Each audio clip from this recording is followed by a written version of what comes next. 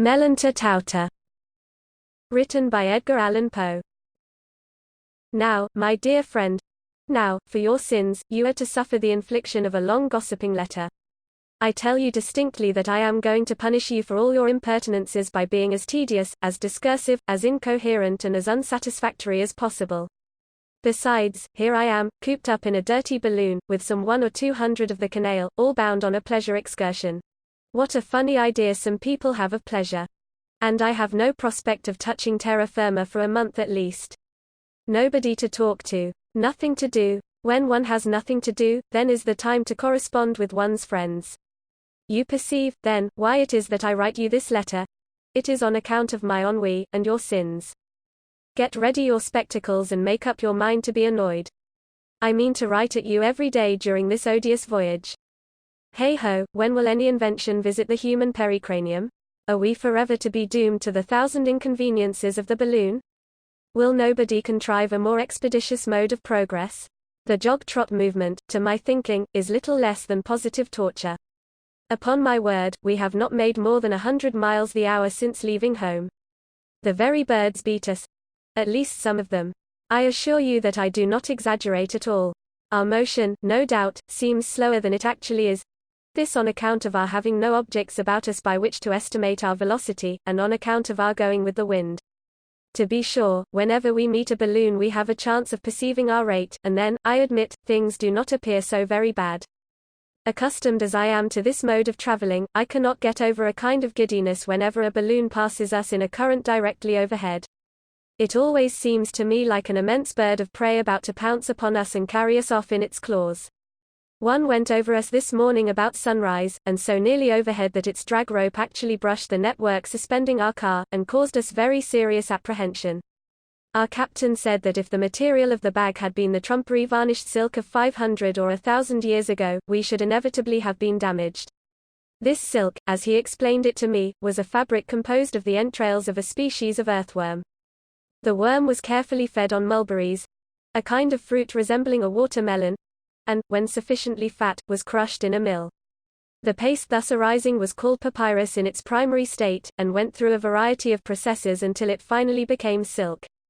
Singular to relate, it was once much admired as an article of female dress. Balloons were also very generally constructed from it. A better kind of material, it appears, was subsequently found in the downs surrounding the seed vessels of a plant vulgarly called euphorbium, and at that time botanically termed milkweed. This latter kind of silk was designated as silk Buckingham, on account of its superior durability, and was usually prepared for use by being varnished with a solution of gum caoutchouc, a substance which in some respects must have resembled the gutta percha now in common use.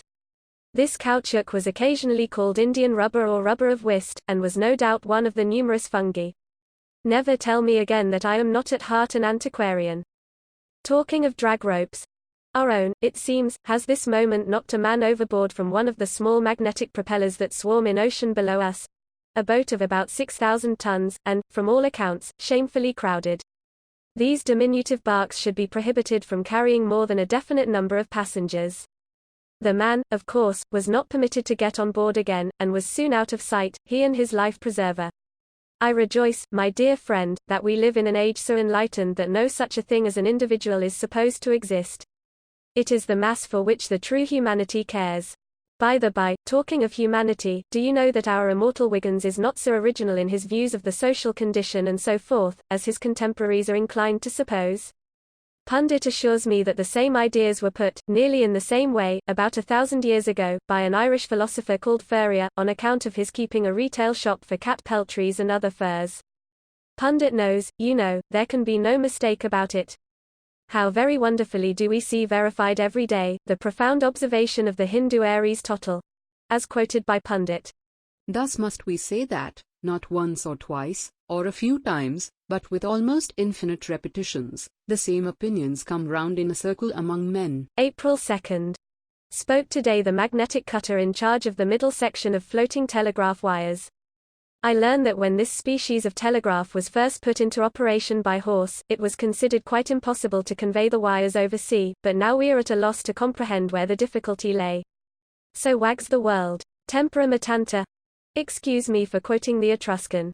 What would we do without the Atlantic telegraph? Pundit says Atlantic was the ancient adjective. We lay to a few minutes to ask the cutter some questions, and learned, among other glorious news, that civil war is raging in Africa, while the plague is doing its good work beautifully both in Europe and Asia. Is it not truly remarkable that, before the magnificent light shed upon philosophy by humanity, the world was accustomed to regard war and pestilence as calamities? Do you know that prayers were actually offered up in the ancient temples to the end that these evils might not be visited upon mankind? Is it not really difficult to comprehend upon what principle of interest our forefathers acted? Were they so blind as not to perceive that the destruction of a myriad of individuals is only so much positive advantage to the mass? April 3rd. It is really a very fine amusement to ascend the rope ladder leading to the summit of the balloon bag and thence survey the surrounding world. From the car below, you know, the prospect is not so comprehensive. You can see little vertically. But seated here, where I write this, in the luxuriously cushioned open piazza of the summit, one can see everything that is going on in all directions. Just now, there is quite a crowd of balloons in sight, and they present a very animated appearance, while the air is resonant with the hum of so many millions of human voices. I have heard it asserted that when Yellow or Pundit will have it, Violet, who is supposed to have been the first aeronaut, maintained the practicability of traversing the atmosphere in all directions, by merely ascending or descending until a favorable current was attained, he was scarcely hearkened to at all by his contemporaries, who looked upon him as merely an ingenious sort of madman, because the philosophers of the day declared the thing impossible. Really now it does seem to me quite unaccountable how anything so obviously feasible could have escaped the sagacity of the ancient savants. But in all ages the great obstacles to advancement in art have been opposed by the so-called men of science. To be sure, our men of science are not quite so bigoted as those of old. Oh, I have something so queer to tell you on this topic. Do you know that it is not more than 1,000 years ago since the metaphysicians consented to relieve the people of the singular fancy that there existed but two possible roads for the attainment of truth? Believe it if you can. It appears that long, long ago, in the night of time, there lived a Turkish philosopher, or Hindu possibly, called Aristotle. This person introduced, or at all events propagated what was termed the deductive or a priori mode of investigation. He started with what he maintained to be axioms or self-evident truths, and thence proceeded logically to results. His greatest disciples were one Euclid and one Kant. Well, Aristotle flourished supreme until the advent of one Hog, surnamed the Ettrick Shepherd, who preached an entirely different system, which he called the a posteriori or inductive. His plan referred altogether to sensation. He proceeded by observing, analyzing and classifying facts, instantiae naturae, as they were affectedly called, into general laws. Aristotle's mode, in a word, was based on noumena, Hogg's on phenomena. Well, so great was the admiration excited by this latter system that, at its first introduction, Aristotle fell into disrepute, but finally he recovered ground, and was permitted to divide the realm of truth with his more modern rival. The savants now maintained that the Aristotelian and Baconian roads were the sole possible avenues to knowledge. Baconian, you must know, was an adjective invented as equivalent to Hoggian and more euphonious and dignified. Now, my dear friend, I do assure you, most positively, that I represent this matter fairly, on the soundest authority. And you can easily understand how a notion so absurd on its very face must have operated to retard the progress of all true knowledge, which makes its advances almost invariably by intuitive bounds. The ancient idea confined investigation to crawling, and for hundreds of years so great was the infatuation about Hogg especially, that a virtual end was put to all thinking properly so called. No man dared utter a truth to which he felt himself indebted to his soul alone. It mattered not whether the truth was even demonstrably a truth, for the bullet-headed savants of the time regarded only the road by which he had attained it.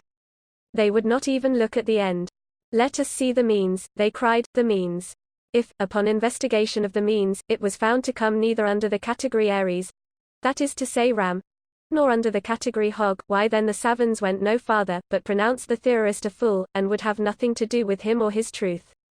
Now, it cannot be maintained, even, that by the crawling system the greatest amount of truth would be attained in any long series of ages, for the repression of imagination was an evil not to be compensated for by any superior certainty in the ancient modes of investigation. The error of these Germans, these French, these English, and these Americans, the latter, by the way, were our own immediate progenitors, was an error quite analogous with that of the wiseacre who fancies that he must necessarily see an object the better the more closely he holds it to his eyes. These people blinded themselves by details. When they proceeded hoggishly, their facts were by no means always facts, a matter of little consequence had it not been for assuming that they were facts and must be facts because they appeared to be such. When they proceeded on the path of the ram, their course was scarcely as straight as a ram's horn, for they never had an axiom which was an axiom at all. They must have been very blind not to see this, even in their own day, for even in their own day many of the long-established axioms had been rejected. For example, ex nihilo nihil fit, a body cannot act where it is not, there cannot exist antipodes, darkness cannot come out of light. All these, and a dozen other similar propositions, formally admitted without hesitation as axioms, were, even at the period of which I speak, seen to be untenable. How absurd in these people, then, to persist in putting faith in axioms as immutable bases of truth. But even out of the mouths of the soundest reasoners it is easy to demonstrate the futility, the impalpability of their axioms in general. Who was the soundest of their logicians? Let me see. I will go and ask Pundit and be back in a minute. Ah, here we have it. Here is a book written nearly 1,000 years ago and lately translated from the English, which, by the way, appears to have been the rudiment of the American. Pundit says it is decidedly the cleverest ancient work on its topic, logic. The author, who was much thought of in his day, was one Miller, or Mill, and we find it recorded of him, as a point of some importance, that he had a mill horse called Bentham. But let us glance at the treatise. Ability or inability to conceive, says Mr. Mill, very properly, is in no case to be received as a criterion of axiomatic truth. What modern in his senses would ever think of disputing this truism? The only wonder with us must be, how it happened that Mr. Mill conceived it necessary even to hint at anything so obvious. So far good. But let us turn over another page. What have we here? Contradictories cannot both be true. That is, cannot coexist in nature. Here Mr. Mill means, for example, that a tree must be either a tree or not a tree, that it cannot be at the same time a tree and not a tree. Very well, but I ask him why. His reply is this, and never pretends to be anything else than this, because it is impossible to conceive that contradictories can both be true. But this is no answer at all, by his own showing, for has he not just admitted as a truism that ability or inability to conceive is in no case to be received as a criterion of axiomatic truth?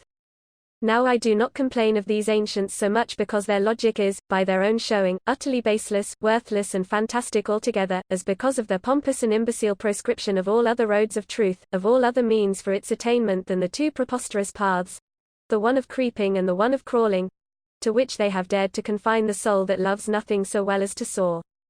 By the by, my dear friend, do you not think it would have puzzled these ancient dogmaticians to have determined by which of their two roads it was that the most important and most sublime of all their truths was, in effect, attained? I mean the truth of gravitation. Newton owed it to Kepler. Kepler admitted that his three laws were guessed at.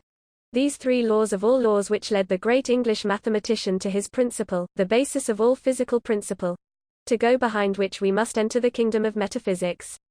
Kepler guessed. That is to say imagined. He was essentially a theorist, that word now of so much sanctity, formerly an epithet of contempt.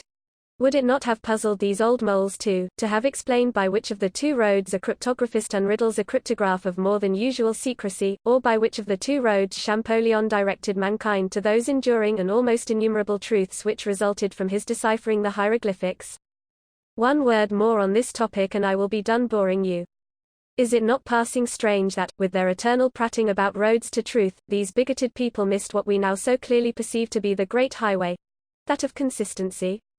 Does it not seem singular how they should have failed to deduce from the works of God the vital fact that a perfect consistency must be an absolute truth? How plain has been our progress since the late announcement of this proposition. Investigation has been taken out of the hands of the ground moles and given, as a task, to the true and only true thinkers, the men of ardent imagination. These latter theorize. Can you not fancy the shout of scorn with which my words would be received by our progenitors were it possible for them to be now looking over my shoulder? These men, I say, theorize, and their theories are simply corrected, reduced, systematized, cleared, little by little, of their dross of inconsistency, until, finally, a perfect consistency stands apparent which even the most stolid admit, because it is a consistency, to be an absolute and an unquestionable truth. April 4. The new gas is doing wonders, in conjunction with the new improvement with gutta percha. How very safe, commodious, manageable, and in every respect convenient are our modern balloons. Here is an immense one approaching us at the rate of at least 150 miles an hour. It seems to be crowded with people. Perhaps there are 300 or 400 passengers, and yet it soars to an elevation of nearly a mile, looking down upon poor us with sovereign contempt. Still 100 or even 200 miles an hour is slow traveling, after all. Do you remember our flight on the railroad across the Canadian continent? Fully 300 miles the hour. That was traveling. Nothing to be seen, though. Nothing to be done but flirt, feast and dance in the magnificent saloons. Do you remember what an odd sensation was experienced when, by chance, we caught a glimpse of external objects while the cars were in full flight? Everything seemed unique. In one mass. For my part, I cannot say but that I preferred the traveling by the slow train of 100 miles the hour. Here we were permitted to have glass windows, even to have them open, and something like a distinct view of the country was attainable. Pundit says that the route for the Great Canada Railroad must have been in some measure marked out about 900 years ago. In fact, he goes so far as to assert that actual traces of a road are still discernible, traces referable to a period quite as remote as that mentioned. The track, it appears, was double only. Ours, you know, has 12 paths, and 3 or 4 new ones are in preparation. The ancient rails were very slight, and placed so close together as to be, according to modern notions, quite frivolous, if not dangerous in the extreme. The present width of track, 50 feet, is considered, indeed, scarcely secure enough. For my part, I make no doubt that a track of some sort must have existed in very remote times, as Pundit asserts, for nothing can be clearer, to my mind, than that, at some period, not less than 7 centuries ago, certainly, the northern and southern Canada continents were united. The Canadians, then, would have been driven, by necessity, to a great railroad across the continent. April 5. I am almost devoured by ennui. Pundit is the only conversable person on board, and he, poor soul, can speak of nothing but antiquities. He has been occupied all the day in the attempt to convince me that the ancient Americans governed themselves. Did ever anybody hear of such an absurdity? That they existed in a sort of every man for himself confederacy, after the fashion of the prairie dogs that we read of in fable. He says that they started with the queerest idea conceivable. Namely, that all men are born free and equal. This in the very teeth of the laws of gradation so visibly impressed upon all things both in the moral and physical universe. Every man voted, as they called it, that is to say, meddled with public affairs, until, at length, it was discovered that what is everybody's business is nobody's, and that the Republic, so the absurd thing was called, was without a government at all. It is related, however, that the first circumstance which disturbed, very particularly, the self-complacency of the philosophers who constructed this republic, was the startling discovery that universal suffrage gave opportunity for fraudulent schemes, by means of which any desired number of votes might at any time be polled, without the possibility of prevention or even detection, by any party which should be merely villainous enough not to be ashamed of the fraud. A little reflection upon this discovery sufficed to render evident the consequences, which were that rascality must predominate. In a word, that a republican government could never be anything but a rascally one. While the philosophers, however, were busied in blushing at their stupidity in not having foreseen these inevitable evils, and intent upon the invention of new theories, the matter was put to an abrupt issue by a fellow of the name of Mob, who took everything into his own hands and set up a despotism, in comparison with which those of the fabulous Zeros and Heliophagobalises were respectable and delectable. This Mob, a foreigner, by the by, is said to have been the most odious of all men that ever encumbered the earth. He was a giant in stature, insolent, rapacious, filthy. He had the gall of a bullock, with the heart of a hyena, and the brains of a peacock. He died, at length, by dint of his own energies, which exhausted him. Nevertheless, he had his uses, as everything has, however vile, and taught mankind a lesson which to this day it is in no danger of forgetting: never to run directly contrary to the natural analogies. As for republicanism, no analogy could be found for it upon the face of the earth, unless we accept the case of the prairie dogs, an exception which seems to demonstrate, if anything, that democracy is a very admirable form of government for dogs. April 6. Last night had a fine view of Alpha Lyrae, whose disk, through our captain's spyglass, subtends an angle of half a degree, looking very much as our sun does to the naked eye on a misty day. Alpha Lyrae, although so very much larger than our Sun, by the by, resembles him closely as regards its spots, its atmosphere, and in many other particulars. It is only within the last century, pundit tells me, that the binary relation existing between these two orbs began even to be suspected. The evident motion of our system in the heavens was, strange to say, referred to an orbit about a prodigious star in the center of the galaxy. About this star, or at all events about a center of gravity common to all the globes of the Milky Way and supposed to be near Alcyon in the Pleiades, every one of these globes was declared to be revolving, our own performing the circuit in a period of 117 million of years. We, with our present lights, our vast telescopic improvements, and so forth, of course find it difficult to comprehend the ground of an idea such as this. Its first propagator was one Muddler. He was led, we must presume, to this wild hypothesis by mere analogy in the first instance, but, this being the case, he should have at least adhered to analogy in its development. A great central orb was, in fact, suggested, so far Muddler was consistent. This central orb, however, dynamically, should have been greater than all its surrounding orbs taken together. The question might then have been asked, why do we not see it? We, especially, who occupy the mid-region of the cluster, the very locality near which, at least, must be situated this inconceivable central sun. The astronomer, perhaps, at this point, took refuge in the suggestion of non-luminosity, and here analogy was suddenly let fall. But even admitting the central orb non-luminous, how did he manage to explain its failure to be rendered visible by the incalculable host of glorious suns glaring in all directions about it? No doubt what he finally maintained was merely a center of gravity common to all the revolving orbs. But here again analogy must have been let fall. Our system revolves, it is true, about a common center of gravity, but it does this in connection with and in consequence of a material sun whose mass more than counterbalances the rest of the system. The mathematical circle is a curve composed of an infinity of straight lines, but this idea of the circle, this idea of it which, in regard to all earthly geometry, we consider as merely the mathematical, in contradistinction from the practical, idea, is, in sober fact, the practical conception which alone we have any right to entertain in respect to those titanic circles with which we have to deal, at least in fancy, when we suppose our system, with its fellows, revolving about a point in the center of the galaxy. Let the most vigorous of human imaginations but attempt to take a single step towards the comprehension of a circuit so unutterable. It would scarcely be paradoxical to say that a flash of lightning itself, traveling forever upon the circumference of this inconceivable circle, would still forever be traveling in a straight line. That the path of our sun along such a circumference, that the direction of our system in such an orbit, would, to any human perception, deviate in the slightest degree from a straight line even in a million of years, is a proposition not to be entertained, and yet these ancient astronomers were absolutely cajoled, it appears, into believing that a decisive curvature had become apparent during the brief period of their astronomical history. During the mere point. During the utter nothingness of 2,000 or 3,000 years. How incomprehensible, that considerations such as this did not at once indicate to them the true state of affairs, that of the binary revolution of our Sun and Alpha Lyrae around a common center of gravity. April 7th. Continued last night our astronomical amusements. Had a fine view of the 5 Neptunian asteroids, and watched with much interest the putting up of a huge impost on a couple of lintels in the new temple at Daphne's in the moon. It was amusing to think that creatures so diminutive as the Lunarians and bearing so little resemblance to humanity, yet evinced a mechanical ingenuity so much superior to our own. One finds it difficult, too, to conceive the vast masses which these people handle so easily, to be as light as our own reason tells us they actually are. April 8th. Eureka! Pundit is in his glory. A balloon from Canada spoke to us today and threw on board several late papers.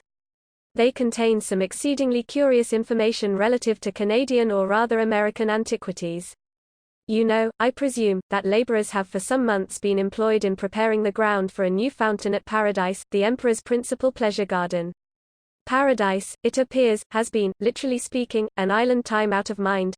That is to say, its northern boundary was always, as far back as any records extend, a rivulet, or rather a very narrow arm of the sea. This arm was gradually widened until it attained its present breadth. A mile. The whole length of the island is 9 miles, the breadth varies materially. The entire area, so pundit says, was, about 800 years ago, densely packed with houses, some of them 20 stories high, land, for some most unaccountable reason, being considered as especially precious just in this vicinity. The disastrous earthquake, however, of the year 2050, so totally uprooted and overwhelmed the town, for it was almost too large to be called a village, that the most indefatigable of our antiquarians have never yet been able to obtain from the site any sufficient data, in the shape of coins, medals or inscriptions, wherewith to build up even the ghost of a theory concerning the manners, customs, etc., etc., etc., of the aboriginal inhabitants. Nearly all that we have hitherto known of them is, that they were a portion of the Knickerbocker tribe of savages infesting the continent at its first discovery by Recorder Riker, a knight of the Golden Fleece. They were by no means uncivilized, however, but cultivated various arts and even sciences after a fashion of their own. It is related of them that they were acute in many respects, but were oddly afflicted with monomania for building what, in the ancient American, was denominated churches, a kind of pagoda instituted for the worship of two idols that went by the names of Wealth and Fashion. In the end, it is said, the island became, 9/10 of it, church.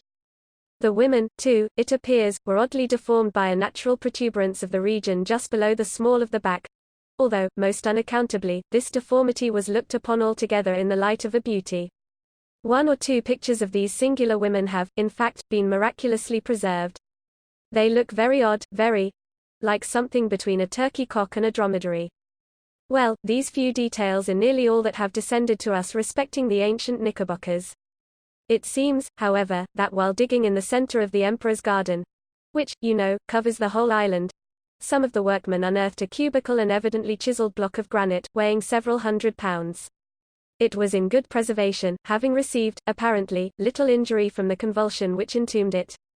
On one of its surfaces was a marble slab with, only think of it, an inscription, a legible inscription.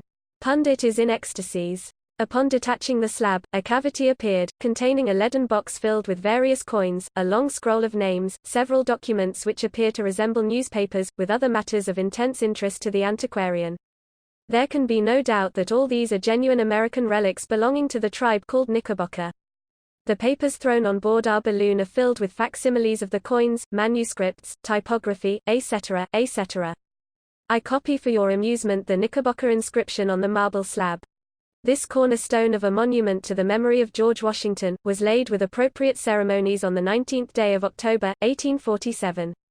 The anniversary of the surrender of Lord Cornwallis to General Washington at Yorktown, AD 1781, under the auspices of the Washington Monument Association of the City of New York. This, as I give it, is a verbatim translation done by Pundit himself, so there can be no mistake about it. From the few words thus preserved, we glean several important items of knowledge, not the least interesting of which is the fact that 1,000 years ago actual monuments had fallen into disuse, as was all very proper, the people contenting themselves, as we do now, with a mere indication of the design to erect a monument at some future time, a cornerstone being cautiously laid by itself solitary and alone. Excuse me for quoting the great American poet Benton. As a guarantee of the magnanimous intention. We ascertain, too, very distinctly, from this admirable inscription, the how, as well as the where and the what, of the great surrender in question. As to the where, it was Yorktown, wherever that was, and as to the what, it was General Cornwallis, no doubt some wealthy dealer in corn. He was surrendered. The inscription commemorates the surrender of what? Why, of Lord Cornwallis. The only question is what could the savages wish him surrendered for?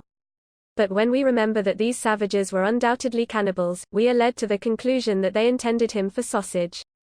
As to the how of the surrender, no language can be more explicit. Lord Cornwallis was surrendered for sausage under the auspices of the Washington Monument Association, no doubt a charitable institution for the depositing of cornerstones. But, heaven bless me, what is the matter? Ah, I see. The balloon has collapsed, and we shall have a tumble into the sea. I have, therefore, only time enough to add that, from a hasty inspection of the facsimiles of newspapers, etc., etc., I find that the great men in those days among the Americans were one John, a smith, and one Zachary, a tailor. Goodbye, until I see you again. Whether you ever get this letter or not is a point of little importance, as I write altogether for my own amusement. I shall cork the manuscript up in a bottle, however, and throw it into the sea. Yours everlastingly, Pundita.